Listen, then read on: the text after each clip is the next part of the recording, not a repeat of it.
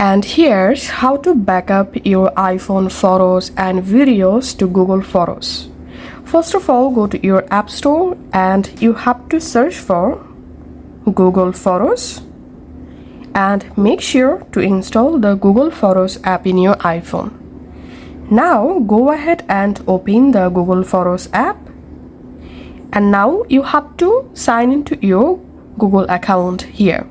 So tap on your profile photo and all you have to need, tap on manage your Google account, or you can just tap on this arrow icon, tap on add another account and add here your Google account in which Google account you want to backup all of your iPhone photos and videos.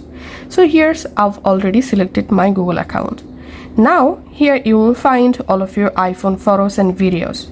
Now to start backup your iPhone photos videos to Google Photos, just tap on your profile photo and here tap on turn on backup, or you can just tap on Google Photos settings and here tap on backup, enable backup, and all of your iPhone photos, videos will be start to backup in your Google Photos app.